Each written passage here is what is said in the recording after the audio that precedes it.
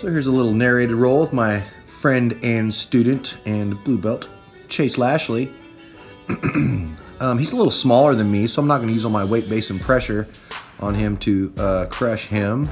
It's not that I don't do that, but I don't do it all the time. It's really important, I think, to have rolls that breathe, so we can allow beautiful jiu-jitsu to happen.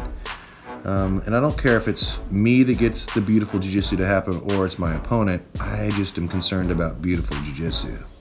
So I find more success in that as a coach than I would in just destroying people.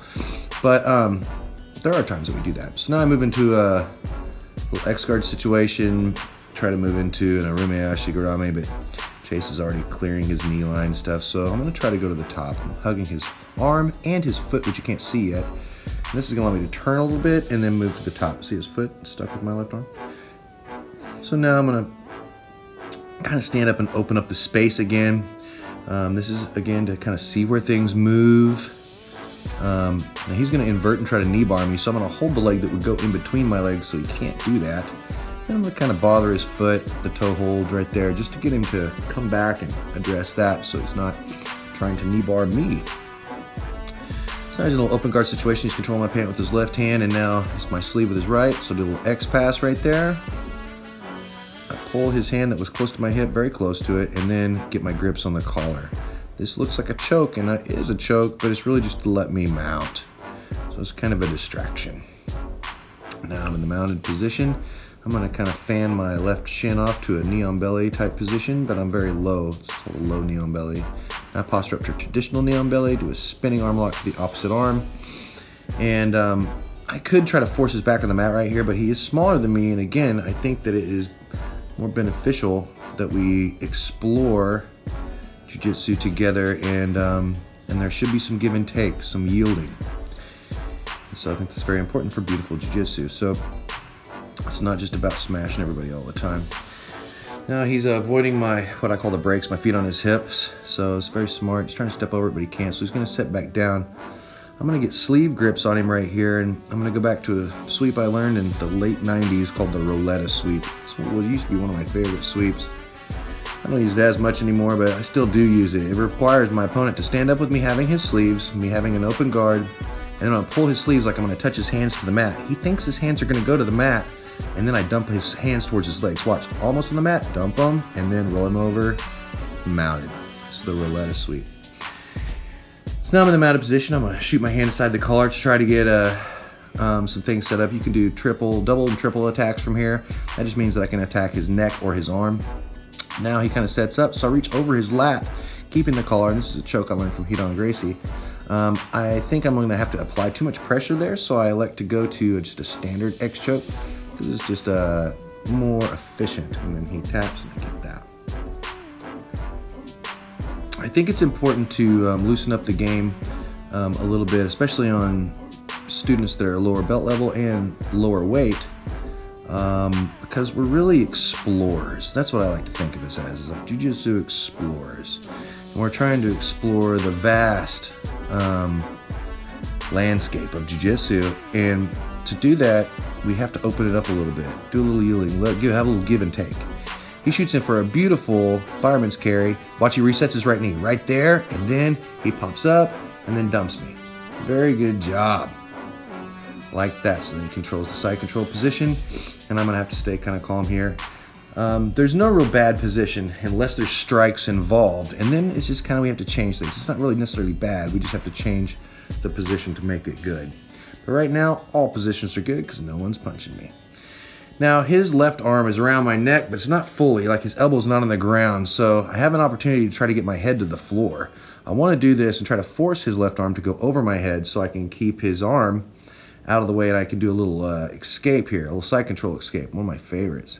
He's going to reach his arm over my head. When he does that, I'm going to set up to my left elbow. Watch this. Push, I set up to my left elbow, and then I can dump him over. Fairly easy. Now he inverts and goes for a little arm bar of his own, but his right leg wasn't in the mix, so I was able to kind of trap his foot, his left foot. And I'm going to sit back for a little belly down Achilles lock. Now, as he starts to invert, his heel pops out right there. But I'm able to get the other heel on the other side, but unfortunately his knee line of both legs are almost clear. Even figure fouring my legs, I can't really keep him in the mix, and I know that. So I'm gonna let go and try to work to the top. Look at me fixing my beautiful hair right there. If you look real close, you can see there's a cowlick in my hair. It kind of looks like I've been hit in the head with a sword. It's great. He inverts and moves in for a knee bar of his own. I am not gonna allow that, and I take his back. Just a timing issue there. I get my hand in his collar, and I'm moving in for the second choke of this match. Now I only allow myself 3 chokes in any given day with the gi or with my hands on the gi because, to be honest, after I go home and I've choked people more than 3 or 4 times, it really starts to make my hands achy. So I'm really moving towards more of arm and leg entanglements these days. I mean, I'm not gonna shy away from a good choke, or even especially like triangles and stuff with my legs, no big deal. But when it comes to gripping stuff real hard with my hands, I just don't want to expend that much energy for one, and I don't want to have achy hands. So now Chase is trying to work on a little pass right here. He's going to put his head down and try to stuff my right knee in between his legs. Now what he does, he puts his right hand in my pocket, and that was a mistake. I've got omoplatas, I've got rubber guard, I've got all sorts of crazy stuff we can do from there. So I'm going to just kind of hold like a really crappy version of rubber guard right here because I don't really have the good angle for it. I'm just holding it to kind of keep him in place. He can't pass right now, and it keeps him kind of stuck.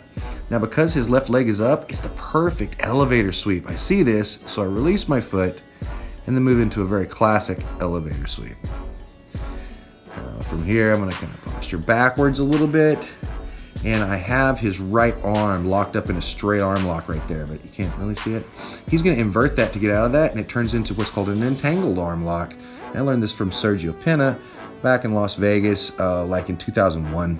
Sergio Pena was a bad man, is a bad man. He's an amazing practitioner. If you ever have time to train with him at the Las Vegas Combat Club, please do it. He will catch you in some of the strangest submissions that you've ever seen. So here we are again. I sit down, playing a little reverse De La Hiva here. I'm going to do what's called a Kiss of the Dragon roll into an Imanari roll, and then end up with a cross Ashigurami position with double treble control. Now, Chase pushes my foot down and hops over it like you would on an Arume Ashigurami escape, but on the cross Ashigurami, it really tightens everything up around his primary leg. And because of that, I have to be very cautious. He is smaller than me. We are wearing gis, so things can be really bound up on his knee. And so I am still going to work for a heel hook here. Yeah, we heel hook in the gi, but we're cautious. I don't ever try to extend once I get there. So I get there, I hold my own collar, and then after I've been there for 1, 2, 3, 4, 5 seconds or so, I release it and kind of let him start his escape. So I try to release or loosen up my knees a little bit because he's pretty stuck. And then he clears that knee line of the primary leg. Good job. He's going to stay in the seated position. I'm also in a seated position. We're being very playful right now. We're just Jiu-Jitsu scientists trying to explore the vast landscape of Jiu-Jitsu. I move into almost a cross Ashigurami position, and he's kind of not having it, so I move more into a knee on belly position. He's trying to beat me with that leg, and then I see his arm, so I jump to what I call a Japanese arm lock. Keep his hand very close to my chest, hold my collar, lean towards his legs, and then extend for the tap. Now we're gonna get back up and reset. I love rolling with Chase. He's a lot of fun. He's small, but he likes to do some cool stuff. He's got some cool spinning moves. He also likes his Peruvian necktie right here, and I know it. He's come very close to catching me before, so I want to make sure I don't let that happen. So his leg goes over my head, but as he sits, I remove that leg. That's the trick. Now I'm going to place my head on the floor, and I'm going to jump my hips up into the air and put my body on the opposite side of my head. This puts me into a side control position where I could get a Von Flu, but he removes his arm because he's very aware of the Von Flu. It's one of his favorite techniques, actually. So here we are. I move back in kind of into the open guard situation. Again, yielding, just trying to let beautiful jiu-jitsu happen. And he's looking for some sweeps right here. He's got some control of the grips.